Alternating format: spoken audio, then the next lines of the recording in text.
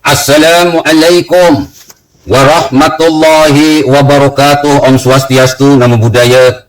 Salam kebajikan, salam rahayu, salam sejahtera, selamat datang, selamat berjumpa lagi bersama Gus A dalam channel Tanda Tanya Politik. Semakin gila semakin asik. Ahmad Dhani bertanya katanya, kenapa sih kita-kita ini benci kepada khilafah? Bukankah khilafah itu bisa membawa kebaikan kepada bangsa dan negara ini? Bukankah khilafah itu adalah hukum Allah? Bukankah khilafah itu adalah tuntunan Nabi?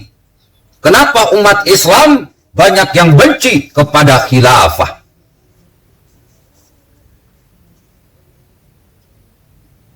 Kalau saya sih gampang. Sebetulnya bukan benci, tetapi tidak rasional. Tidak rasional. Kenapa saya katakan tidak rasional? Orang-orang yang mendukung khilafah ini adalah orang-orang yang gak punya otak. Bahkan kita bisa melihat mereka ini adalah orang-orang yang akhlaknya rusak, bahkan mentalnya rusak. Akan jadi apa negara ini? Akan jadi apa NKRI jika dipimpin oleh orang-orang yang otaknya rusak, yang akhlaknya rusak, yang mentalnya rusak? Negara ini akan menjadi qalu ataj'alu fiha may yufsidu fiha wa yasfikud dima. Negara kita akan rusak, bahkan akan terlibat pertumpahan darah di dalamnya. Negaranya ada, tetapi bentuknya medan perang. Na'udzubillah, summa na'udzubillah. Jadi saya berani mengatakan bahwa orang-orang khilafah ini, mau dia ustadz ke, mau dia kiai ke, mau dia ajengan ke, mau dia habaib ke, mau dia rakyat biasa, mau dia karyawan, dosen, guru, dan sebagainya, kalau mendukung khilafah, maka mereka otaknya rusak, akhlaknya rusak, mentalnya rusak. Saya berani tantang. Jangan yang ecek-ecek lah. Kalau mau debat dengan saya, cari yang ilmunya tinggi. Biar gak malu. Saya tantang debat orang-orang khilafah. Kalau benar kalian hebat, coba kalahkan argumen Gus A. Live on TV. Biar kalau Gus A kalah, kalian bisa dengan mudah mendirikan khilafah di negara ini.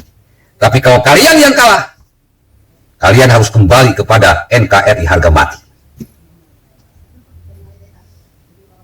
Dan harus kalian catat, sudah ribuan ustadz yang murtad di tangan Gus A, yang aslinya khilafah jadi Pancasilais. Saya tidak hanya berargumen. Saya bisa mencuci otak orang-orang yang sudah terpapar khilafah dengan mudah. Dan saya sanggup membungkam provokator-provokator khilafah dengan mudah. Tetapi sudah 6 tahun saya berkoar, sampai saat ini saya masih belum diberikan kesempatan untuk membungkam ulama-ulama khilafah, para provokator-provokator khilafah.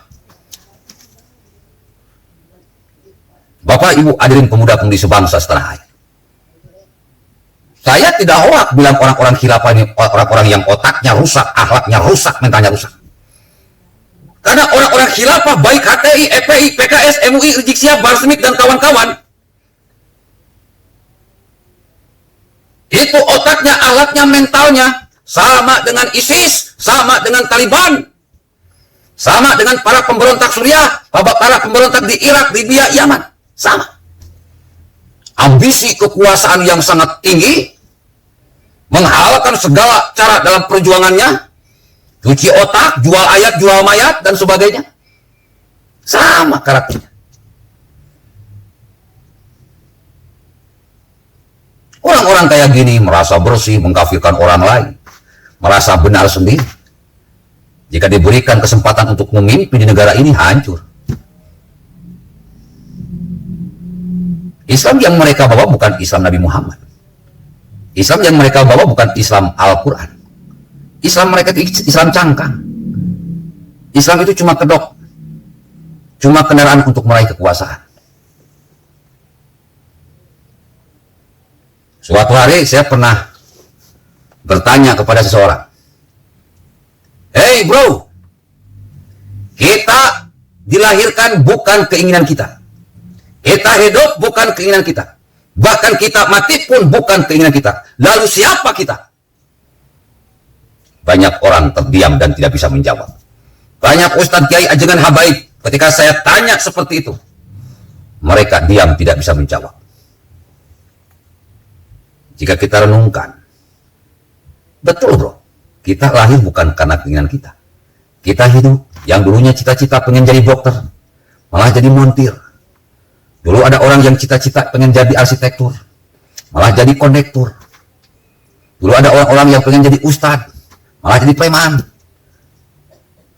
Hidup ini bukan keinginan kita.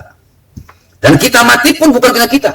Tidak ada satupun manusia yang tahu tanggal pasti, hari pasti, bulan pasti dia meninggal. Kalau begitu siapa kita?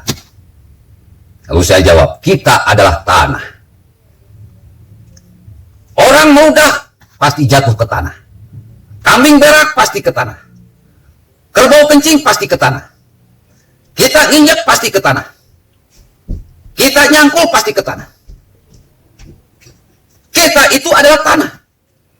Maka barang siapa yang sadar akan dirinya, yang tahu akan dirinya, pasti tahu siapa Tuhannya. Siapa yang tahu akan Tuhannya, pasti dia tahu akan dirinya. Kita ini tanah. Diludahi, tanah diam. Diinjak-injak, tanah diam. Dikencingi, tanah diam.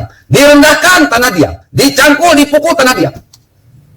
Artinya apa? Kita kalau direndahkan orang, dihinakan orang, dibully orang, dijelekin orang, diasingkan orang, kita tanah diam saja.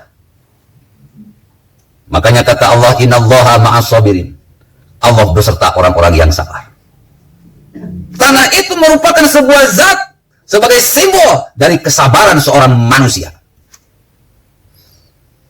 Kalau manusia sadar akan dari apa dia diciptakan, maka dia akan bersifat seperti tanah. Ketika kita sadar punya sifat karakter seperti tanah, maka Allah beserta kita. Jadi orang yang sabar itu susah bro. Karena susahnya Allah dekat dengan orang-orang yang sabar. Satu ayat ini saja, mereka orang-orang khilafah tidak sanggup untuk mengamalkan.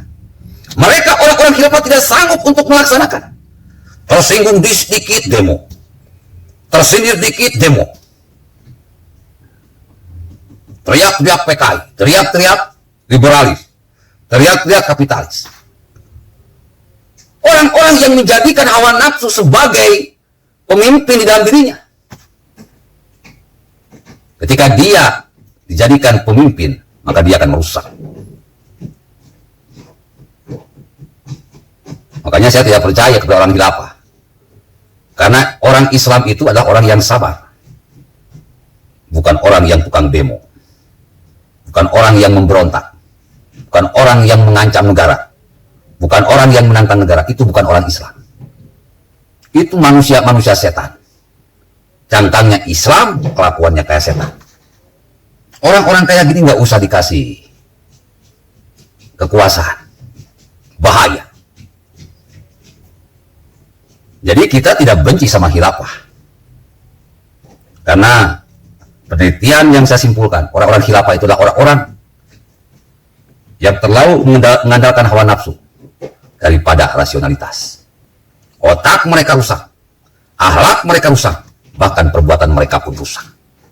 Nauzubillah, tsumma nauzubillah.